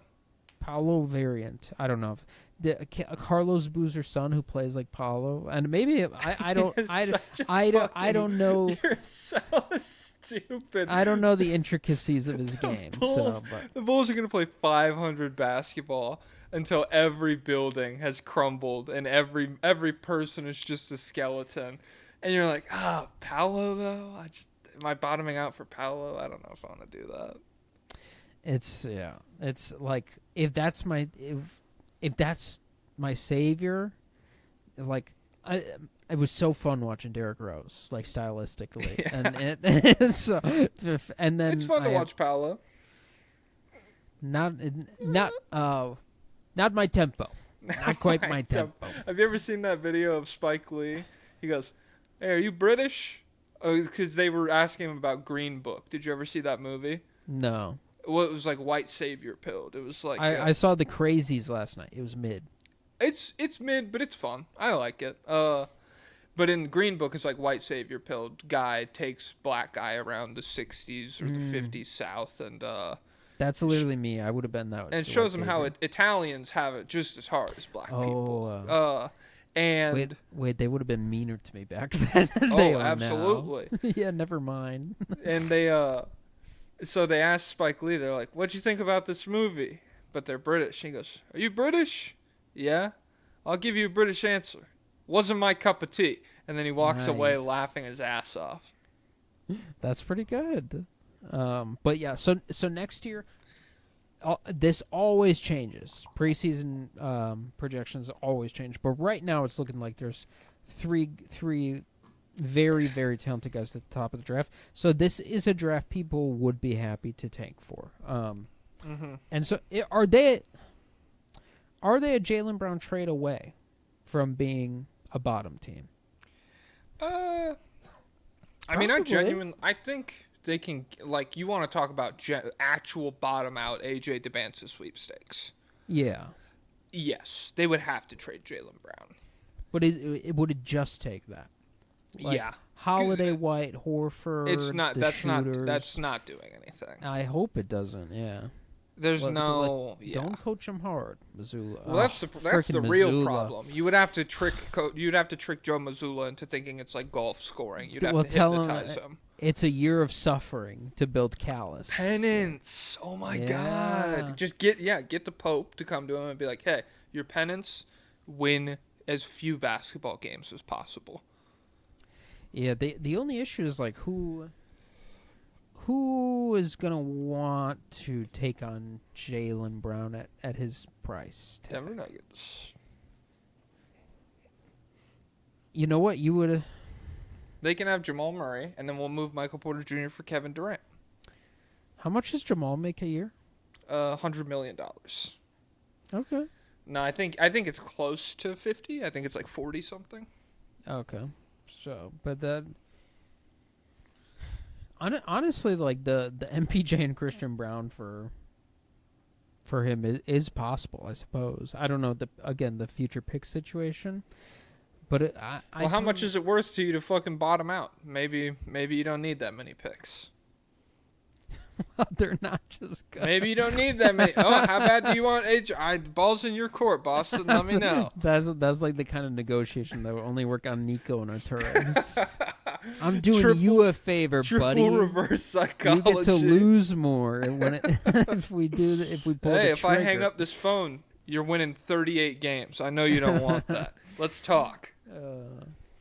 But yeah, it really is the worst case scenario for them. What a crazy, in the span of a week, you're ruined. That's what I was thinking. Is like the Nuggets losing today. It sucks, but the Nuggets losing, and Jokic is like done for the next season, and potentially, I mean, that might actually help the Nuggets if Jokic they'd be in the sweepstakes. I was gonna say, well, how do the Nuggets become a losing team? Just sit Jokic. Just one guy, minus one guy. Yeah, no. So Bill Simmons, I liked this. He never responds to people on Twitter, but he responded to someone. The Dan Lebitard show used Lebitard. The Dan Lebitard show? Okay. Yeah. I don't know any. I mean, I've heard He's literally famous, dude. Okay. Well, they used a picture of like 4 of the crying Bill Simmons emojis, like the sad meme, and they were like, "Knicks win." And Bill Simmons responded with a picture of, I guess, Lebitard's co-host named Skipper, or like manager who he went into business with after leaving ESPN. Simmons responded with a picture of him and said, "I didn't know you guys were still around." And I was like, yo, this must be huge news to people who are like 32. This is crazy. Well, check the Bill Simmons subreddit. It'll be bonkers in there. But let me pull up the replies, because I don't know, that could be friendly. It did not seem friendly. It seemed like he was annoyed because he used a period. But old people use periods all the time. Okay, so this guy said, "Someone explain," and oh wait, is that John Skipper? I guess. I mean, I don't really know who John Skipper is. I think he's the former. He used to run ESPN back when Bill was there. Yeah, I think this guy went into business with Lebitard. He started. They started Meadowlark Media, which is they have Pablo Torre's podcast. He should come. I feel like he's a realistic guest for us. He's too big. He's really big. I'm mutuals with him.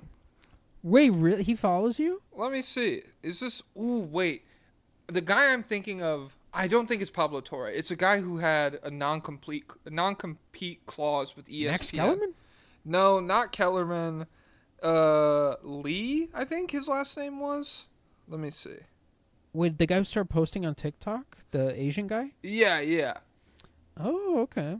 Or no, on YouTube, I think. Isaac Lee, maybe? Let me see. No, that's not it. Fuck, what's his name, dude? This is gonna... June. I think his name's June. Yeah, June Lee. Okay, yeah. I'm mutuals with him. But that's obviously not Pablo Torre. I'm insane. Yeah, I don't know if he's on good terms with John Skipper, with Skipper. But, yeah, I don't know. What's it called? So the Celtics... It's the era of parody. Did you know that? It's a normal NBA. This is a normal NBA. We've entered a normal NBA. That's the most frustrating part about this, is that Nuggets team, that is a normal NBA champion right there. That's a normal NBA. Well, I guess it's a normal. Actually, it's like we have an Apex Predator. Yeah. We have an Apex Predator in the West, and then we have it's 2015 again in the East. Well, yeah, it's like Nuggets Thunder was like King Kong versus Godzilla, and Godzilla like barely won, is like really tired and everything, and then there's like two normal gorillas in the East, and they're like, yeah, I could take that guy. I could take Godzilla. Because King Kong just did it, so why can't I? But, hey, but at the same time, I don't know. The Knicks and the Pacers both beat the shit out of the Nuggets at different points this season. So, I don't know. The Pacers are so bizarre. The era of parity. There will be a new NBA champion for a 7th consecutive season. This is one of the longer streaks in NBA history. I was looking through it. But from 1970 to 1987, there was 17 straight seasons where nobody went back to back. There was a long stretch where there was 30 years where 6 teams won everything. Yeah, I think this is Lakers, directly Celtics, before that. Heat. I think the St. Louis Hawks Pistons, got a couple. Well, no, this is more recent. You're talking like 80s. I'm talking 2000s. In the 2000s, who has won since 2000? So you're thinking Lakers, Celtics, Heat, Mavericks, Pistons, Spurs, and it was like that was it for a long time. Yeah, this was kind of like that. I have them written down here. So from 70 to 87, it's Knicks, Bucks, Lakers, Knicks, Celtics, Warriors, Celtics, Blazers, Bullets, Sonics, Lakers, Celtics, Lakers, 76ers, Celtics, Lakers, Celtics, Lakers, and then the 1988 Lakers were the first team that went back-to-back in that whole run. And so that's crazy to think about, like, just getting teams squaring off, and like getting the LeBron Warriors type matchups, but like they're evenly matched and you're like trading finals wins every year. Yeah, that was the dream for this year. That's what it would have been if Boston was healthy. It would have been Gojo versus Sukuna. I have some lobby requests here if you want them. I don't know. Yeah, may as well tap in. Tap whatever. in, lobbyists. All right. Oh shit. I don't think I wrote down any of the Celtics ones. How did this happen? Damn. I don't think we got any Celtics ones, actually. I only have 3 categories here. I have the Nuggets, Thunder, the Wolves, and the Pacers and the Knicks. And so, well, even in the previous thread? I don't know. I only copied down this most recent one. Oh, okay. I'm tired. Well, I'd like to search through and see if there's any Celtics questions in this one. On God? Well, say something while I'm searching. Okay, hold on. Here we go. Let me see. No, I told you to say something. Hold on. Oh, okay. Yeah, there's nothing. Yeah, there's nothing. Okay, what do you want to do then? Hold on. This should be our outro music. We should put David Robinson over this. Because I think this is royalty free. Hey, whatever though. We got to get the Paltrow back anyways. Crap. Toombus, are you still there? I didn't message you. I looked for him. I think he canceled when we ignored him. Toombus? Or we ignored them. Sorry.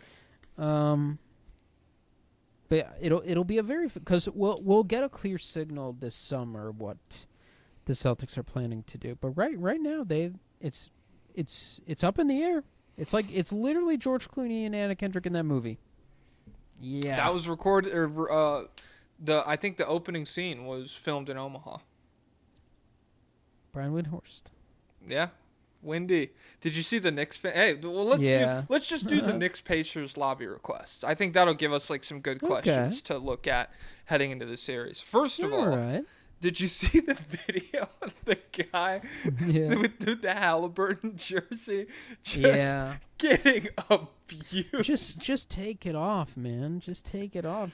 You're wearing the wrong colors in Union Streets of New York. In the wrong area.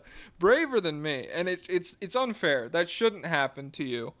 But yeah, like it's just people are crazy. So I'm sorry. when someone hit him in the head with a bag of garbage, and he turned around like someone like pranked him. Like he was like, come on, guys. Come on. What are you doing? A bag of garbage. It's the only city where there's actively bags of garbage lining this sidewalk. Yeah. It's like Mario Kart, but every cube gives a bag of garbage. Yeah, you just reach down onto the curb and it's like mystery box noise. Oh, an old lamp, and then you break it over someone's head. Okay, so we have a lot for this one. I think we have 1, 2, 3, 4, 5, 6, 7, 8, 9, 10. Give me number 1 through 10. 1. Let's go through chronological. Ben Taylor, parentheses thinking boobs and balls, says Blazers Sonics, hello Slack and Sloblo. With the Seattle-based ownership looking to sell their portion of the Blazers, and this isn't a fucking Pacers one. I don't know why this is in here. Ben Taylor, I'm sorry. We're saving your shit for the end if we still need it. Lethal Ooter. Knicks. Lethal Ooter? Hello, Whack and Woblo. Woo, baby, we're in the ECF for real. Rivalry reignited. Both teams at full strength and ready to battle in what should be a classic. My question is, which third-plus option on both the Knicks and the Pacers need to produce on both ends, and how? My picks are that OG can't be as streaky from three-point land, and Miles Turner needs to be able to out-rebound Cat and Mitchell Robinson. The idea of Miles Turner out-rebounding Cat and Mitchell Robinson is so insane. It could happen. Oh, my God. In the Rizzler, we trust. The Rizzler? Yeah. Go Knicks. Rest in piss, Lucky. In the Rizzler we trust. Dash Ooter. The Rizzler is the Knicks fan. The real Rizzler, not the NBA Rizzler. Oh, okay. Yeah. So, depth role players. For the Knicks, it's kind of self-explanatory. All of your not Cat/Brunson guys need to play well. You need to get cool mid-range McHale, 25 points from OG. Josh Hart needs to knock down the stuff that he's left wide open for. All that stuff. It'll be a big Nemhard series if he can play.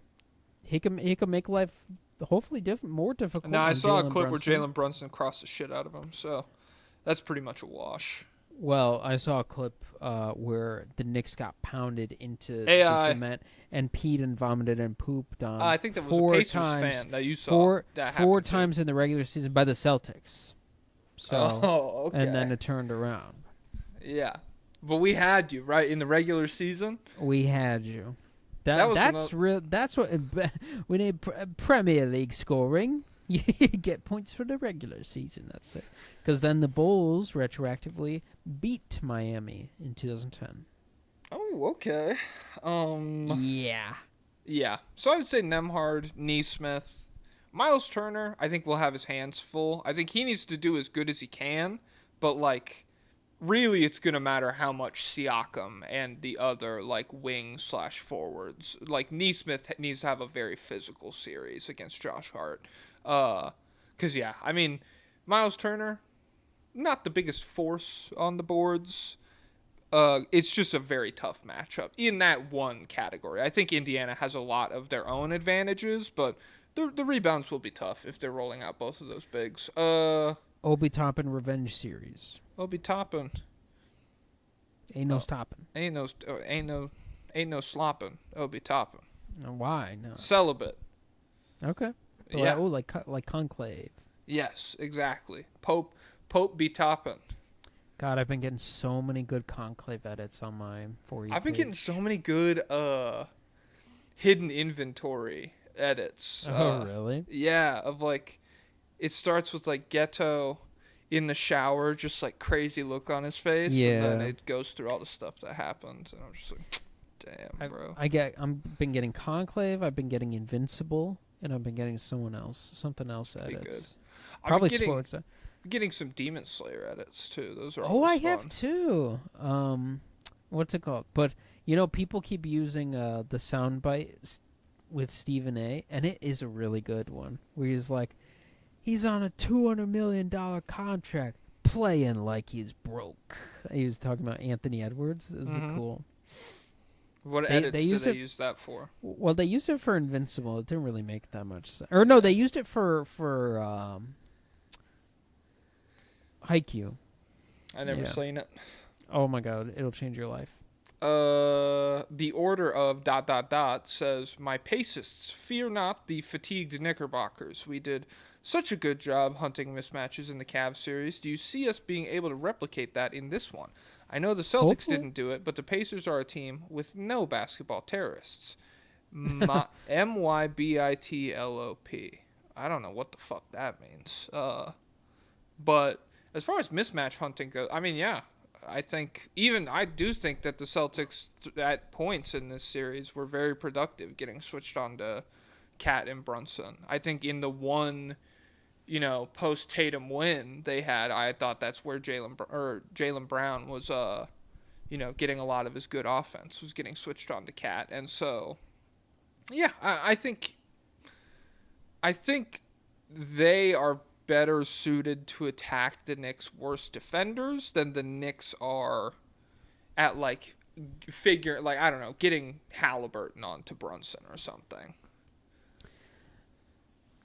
Yeah, I mean they're just a machine. The Pacers, just a very democratic machine. So I trust them to put up points. Yeah. But if it's the fourth quarter and it's tied, there's a bad man in New York, baby. It'll be... Yeah, I wonder... I mean, Neesmith... I feel like Neesmith and Nembhard are good matchups for Brunson, but I don't know. He's kind of unstoppable. I thought Drew Holiday was too. Right now. And then I saw Brunson go to work, baby. That's true. True. Let's see if he could do it with 5 Thunder players punching his throat while he's running around. Okay. Oh, maybe it will be just 0-1 finals. Brunson. That'd be cool. Who's Shaq? Chet. Oh, we've come full circle where it's like Shaq's skinny now. Everything you know is a lie. Woke Shaq. Woke Shaq. He's skinny and white. Wow. The private PAP says, "Do you think the Pacers will have to deliberately lose to protect their families from ravenous Knicks fans? They should have cage matches between fans and sell tickets. That's the American way." That is. No, because the Pacers have this advantage where Indiana, they try to make you think it's like a state confined within regular borders. It's a limitless plain once you cross over the border. And so the families of the Pacers, I don't know how they haven't gone insane from, the concept of living in this oblivion, but it's really hard to find where they live, even if you have an address, because it's like, oh, shit, this is infinity. I can't, it's going to take me forever. Even with Google Maps, my phone can't even load this. You know what's weird is I think Paul George still really liked living in Indiana. Because he had that commercial where he was fishing all the time. Yeah, I've heard him talk to his friend. They're like, "Oh, remember your spot in Indiana? Yeah, we were right on the lake. Yeah, that was awesome." Just wasn't meant to be. It's so weird for a California guy. He's just no Tatum. Well, Tatum could never fish. Got his ass. Guys, clip that, comment down below who won. Okay. Who'll be better next year, Tatum or Paul George? Tatum on Achilles rehab or Paul George? I'll take Paul George. Paul George could be a big year next year. Could be a big year. I'm not washed. Gabe T says, "Knicks Pacers Dear Jacket Jerk Circle and Pablo West Coast balls. Make a prediction right now. Which player gets hot first this series? Logical answer is Brunson, but I feel like Siakam always surprises me in this line of thinking." Who's higher seeded? The Knicks. So game 1 will be at the Garden? Oh, wait. I think it might be the Pacers. Weren't the Knicks the 4-5 matchup? Oh, wait. No, they would need to be the 3 because Boston was 2, and they got them in the second round. Yeah, they're 3 and Pacers are 4. Okay, Detroit was the 6th seed. My fault. I'm getting all my shit confused. I'll bet on a Halliburton loud Madison Square Garden game. That would be and so a loud, sick. irritating game. You know, Reggie is commentating every single game. And it's the last games ever on TNT, right? Yeah, rest in peace. We didn't even talk about Michael Jordan, the new Yeah, addition I don't know what to that's the gonna NBC. be. I really hope he's just like they bring him in to hate. I think that's what it'll be. Like Shea, awful fourth quarter or whatever, and he comes on. I mean, He this needs is it just back to the basket. this is a rookie read right here. I don't know how the hell he missed this pass. Me, I would have made that pass. I trust my teammates because I know I'm gonna make them make it. I make it through my teammates. I just feel like he has not watched basketball in at least like a full regular season game in at least 20 years. Yeah. Well, alternatively, him just giving out his parlays would be very funny too. That'd be crazy. He's like, Josh Hart, 8 threes. I'm putting What? the house on it. I wonder what the fee is for. He's got to be so much. He's probably Like- just bored. And I don't know, because he loves NASCAR, and he's like he's involved in NASCAR. He loves Okay. golfing. I mean, he's been out there, just doing stuff. But yeah, I don't know. I feel like he doesn't like basketball that much, and it's just he got an NBC payday. Yeah, well, good for him. And he probably is feeling the heat of the lost relevance. He saw that we're done with the '90s trend and stuff yeah, he's like that. pissed. He's like, I gotta remind the kids. Yeah. So as far as first player to get hot, I'll go Brunson. I'll counter your point. But a Idiot. Brunson Halliburton duel, game 1 in the Garden. Ooh, that would be so cool. And me, what would I be eating that night? I don't know, oxtail, cornbread. What the heck? I haven't gotten that. What Chet have I been- Holmgren. It's a what have Chet I been Holmgren getting? reference. Guys, comment down below if you got that reference. Let's say a barbacoa taco. Okay, so you're Halliburton and Brunson are just sparks are flying, fireworks exploding. Me? Okay, barbacoa taco. I'm thinking nice ramen could be the move. Ooh, that sounds yummy. Okay, so that's All right. yummy. Okay. All right. Why are you mad, ho? I'm not mad. Why are you mad? No, I'm not, dude. Shut up. I've already depicted you as mad, so. My grandparents are dead. That's why. How do you feel You're now? mad about that? How do you feel about that now? You feel bad. My grandpa was in the war, and you're mad He at was. me? He Wow. was. He literally was. And all of a sudden, I'm the bad guy. Wow. My grandpa was in the IDF. He's the uniform guy. What does that mean? The uniform guy? They wear uniforms. Someone's got to clean them. My grandpa was the IDF laundry man. There's He was the nothing funny equipment about manager. that, guys. It's not funny, is it? And my other one was he fought in the Korean War. Oh. I was reading about the Korean War. They had no buildings left, North Korea. We took out all their buildings. There's Isn't probably that crazy? Hamas in them. I mean, I don't know. I thought Hamas kind of knew, but whatever. They've always been here, and they've been always everywhere been where there. bad stuff happens. There's Hamas in Joe Biden's bones. The cancer's gonna get it. Fuck. Okay. What are we at? Will Shardy? Okay. Pacers. K Onda, Pablo Escobar, and Monterey Jack. My favorite Latino NBA podcasters. I'm white. I can't accept that title. I've taken several years of intro Spanish. I'm literally an extended stay in a Spanish speaking country away from being Nice. low level You fluent. mind if a white boy speak a little Spanish? Este bonito es muy bueno. It'd be so funny if you came back from a Spanish speaking country and you were like because Carson Turd Sesh, he speaks like 5 languages. Yeah, he speaks. So he's like, "Oh, let's have a conversation," and you just have like the thickest Mexican accent while you speak your Spanish, like just a cartoon of a person. What's his name? Ben Affleck has a funny. He has like a straight like Dominican or something accent. When I think he that's so Spanish. cool. Like I don't know. He gets so animated. Like learning to speak the language. There was a guy who learned Japanese with like a bunch of punks when he was in Japan, like younger, and then he used it in business, I guess.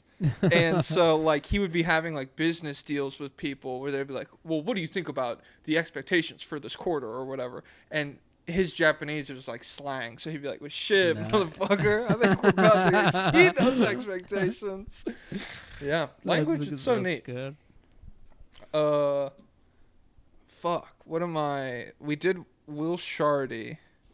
Oh, we didn't even read it yet. K on the Latino podcasters. Would consistent performances from Hallie and Pascal be enough to win it all? Or do they need an X Factor guy to really step up? Both, probably. I think it'll be by committee. We're gonna need some. It would be really shocking if the Pacers didn't have an X Factor guy. So that's their whole thing, I feel like. Yeah, I feel like the difference should be in the depth. And so hopefully a Matherin game here. Hopefully a Neesmith 6 3-pointers game here, there. I don't know. Everywhere. All at once. Right. Let me see. Will Shardy, Helena Rose of Troy, the JJ Beret of trans women says next. Howdy Joblo and Pack. Pack. Well, you're Joblo, so. Yeah, but Pack. Why is that funny? Shut up! Do you think that the Pope, as a Villanova alum, is influencing the NBA playoffs? Does this mean that Jason Tatum's Achilles injury was a premeditated attack? Was giving Nico Harrison, the number 1 overall pick, a counterattack by Satan himself?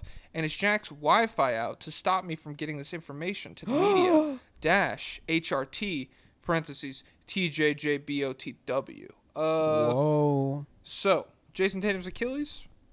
Probably not an act of God. Probably a result of modern NBA play style and just more miles on players' legs, especially star players. Did it happen on a Sunday? I don't know. Yeah. I don't know. As far as the Satan Cooper Flag thing, definitely in play. I mean, yeah, I can't rule any of that out. I would need to talk to people higher up in the Vatican. Yeah, we need to talk to people lower down. Oh, okay. But at the same time, I just started rewatching They got to claim Spotlight, responsibility. and so I don't want to talk to I watched Spotlight the other two nights ago. Oh my god! Because you know what's crazy? What? Stanley Tucci's in Spotlight. And yeah, he's taking down the church. He's a freaking lawyer, dude. But in Conclave, he's one of the top cardinals. Wow, he's led a crazy life. He's the same guy, himself. You know. I had a moment where I was like, I feel like Stanley Tucci's in everything I like. Let me pull up Stanley Tucci's movies. Let me watch all his movies because I'm sure they're all good. There were a lot of ugly looking. Yes, he's got some misses. He's got one where he's the bad guy. He's a working actor. He's the bad guy in a Transformers movie, and they find a special alloy called Transformium that his company is trying to like hoard all of, and it can transform into anything. And so what he does with it, he takes it from like a gun and he goes, this could be anything I want. You like music? The Beats pill. And then it's like a Beats by Dr. Dre, just brand placement right in your face. But it was so natural we didn't even pick up on it. I was 10 years old. I remember it to this day as like unnatural. It's like, wait, what? Beats by Dr. Dre? Why are you in my Transformers movie? That's pretty epic. But Spotlight, what'd you think? I love it. It's my second time seeing it. Okay. I thought you'd never seen it before. No. It's goated. I love newsroom movies, journalism movies. Yeah, I just rewatched Zodiac.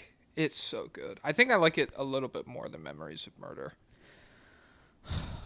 We can't talk about this. It's so scary at the end when he's in the guy's basement and he's like, I do all the posters myself. And it's just like, oh, fuck. Well, what about Memories of Murder when he says, what did he look like? She's like, he looks like an average guy. And then he looks at the camera and goes, I mean, I remember. I never felt that scared during Memories of Murder. There's a lot prettier shots in Memories of Murder. It's a better looking film. But Jake Gyllenhaal, oh my God, 2012 LeBron in that fucking movie. He's so good. And you get Robert Downey Jr. and Mark Ruffalo like right before they hit the MCU. Oh, it's so good. there's just so many slow moments in there. It's a slow burn. Memories of Murder, it's like scary and so funny and atmospheric. And Take out all the drop kicks. How funny is it? There's a lot of good drop kicks in there. Slapstick comedy. They've got it. I swear. Oh, He's so funny. Ableism, back when we all loved it. Bong Joon-ho's just, yeah, I got a little something for your bitch ass. Okay. What we did, the JJ Barea trans woman, Brunson Burner. He's done miracles on me after months of not believing in anything but a second-round exit. Oh. Deuce, quote, LeBron James McBride restored my hope in humanity. The flawed Nuggets making the Thunder seem vulnerable has me believing the Knicks could actually pull it off, and Brunson could solidify himself as the greatest Knick of all time. If the Knicks beat the Thunder... That would be unprecedented. Well, it's just like Jalen Brunson would literally have to have like one of the greatest finals series. Like he would need to score on 3, like it would be the defense they were playing on Jokic in the paint, but he's 6 feet tall. They're all taller than Yeah. That would be that. No, I feel like he should have 0 points every game and 9 turnovers. He should have 10 turnovers at halftime. Alex Towns should be fouled out at 8 minutes in the first quarter every night. Yes. OG Anunoby, 3 dribbles in the course of the whole series. He never even tries to put the ball on the floor. Yeah. But I've been wrong about everything else, so, you know. But broken clock. Broken clock. That's us. We're not broken clocks. We're clocks that are guessing the time every time you look at your watch. And there's curtains in front of the window. It's like So I'm like, it looks a little brighter around is the that edges. morning or is that dawn or evening? Is this a sunrise or a sunset? I don't know. It's probably kinda like cold. It's kind of cold. Let's go nighttime. nighttime. Okay. J-Mac says, can the Knicks do it? Also, if they do, will Spike Lee be elected mayor of New York for his dedication to the Knicks grind? No. Chalamet's outshining him. He is. Dude, Chalamet's on a crazy run. Yeah. But Gaib. socialist mayor. What's his nuts? Oh, I think he's way behind Zoran. It's because freaking AOC didn't give him the signature or whatever. Has she still not? I don't know. I wasn't following that. I just remember that being a thing. People were throwing a big stink. Yeah, I still believe in her as like she could be a good president, but she makes some bizarre moves sometimes. Well, yeah, I don't know. It's just like the ship is on fire, sinking, half underwater. You are chaining yourself to it, being like, nope, this is the path forward. This burning, sinking ship.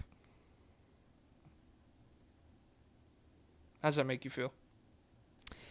Wait, is the ship her clinging to the establishment and like? Yeah, like the current Democratic, like Nancy Pelosi and them. I feel like in other areas it's more it makes more sense, but in this one it's like, what's the problem? Well, the Gaza thing doesn't want to either. The which one? I'm pretty sure she was pretty pro Joe Biden's doing everything he can to like stop what's happening in Gaza. That was bad PR, but like, yeah, that's something like she definitely didn't believe that and was just like playing the game. Yeah, but I don't know what the upside it would be for playing this, like for Andrew Cuomo. Like I don't know. It seems very bizarre. Yeah. But as far as Spike Lee being elected mayor, fuck it. Hey, I'd rather him than Cuomo, I guess. Hey, yeah, for sure. But yeah, Chalamet, it's a big moment for him.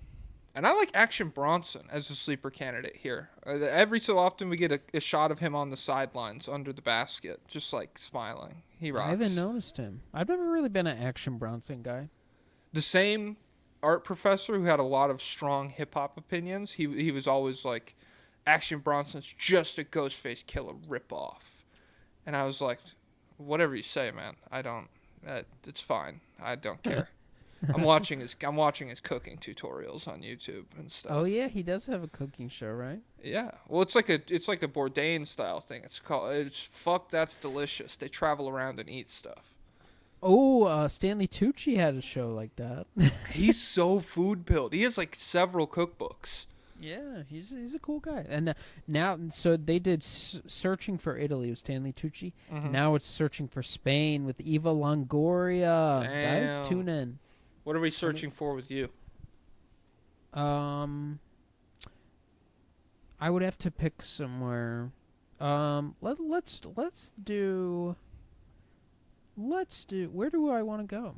I don't know. Italy and Spain are off the list. What's good food? Napier, New Zealand, the Art Deco capital of New Zealand, of course. New Zealanders, Scotty Barnes, comment down below. Is Napier cool? You got any good food?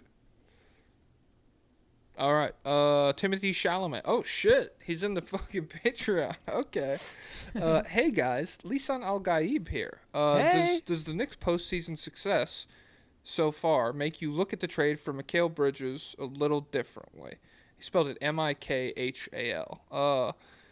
Even if the Knicks make deep playoff runs in the next 3 years, Brooklyn still has their 2029 and 2031 first rounders totally unprotected by when this team could be bad, and those picks could be super valuable. Do the Knicks have to win a title for that trade to have been worth it? Yes. That's how I feel about it.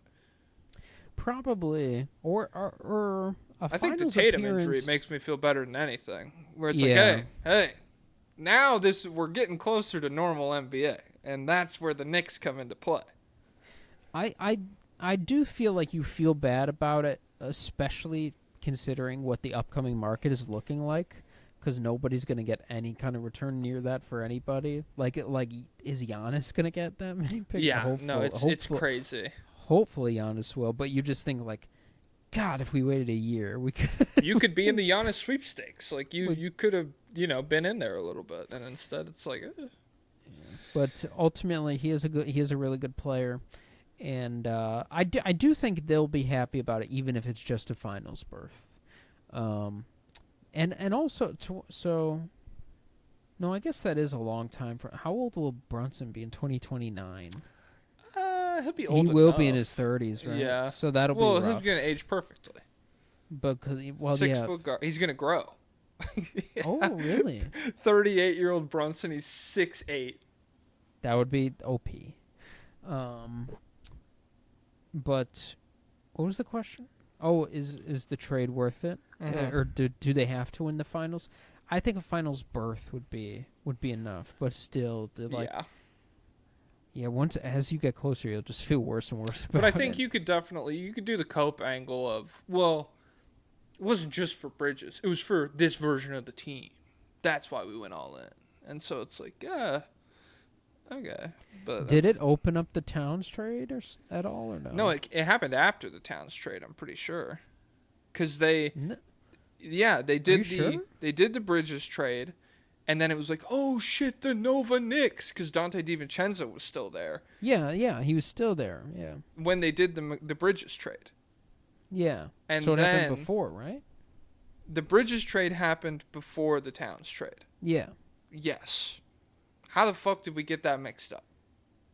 One of us misspoke. I don't know which one. Oh my god, guys, comment down below who got it wrong. That's all the Knicks questions I have. I mean, I have some about the Wolves, but I feel like no basketball tonight or for a couple days. We could do Thunder Wolves preview tomorrow, probably. All right. Do you have any other thoughts? Nope. Go ahead, guys. Please go to the Patreon. Sign up. Patreon.com/State of the League. David Robinson. He has his own podcast on there. Really? Yeah. It's Patreon musical. Exclusive? Yeah. It's only on Patreon. And he renounces the U.S. military in it? Yes. He apologizes for his time in the Navy. He says, I give up being a tool of the imperialist. Oh my god, dude. Yeah. All right, David, on that note, take it away. Up tempo means I'm going to run you into the ground.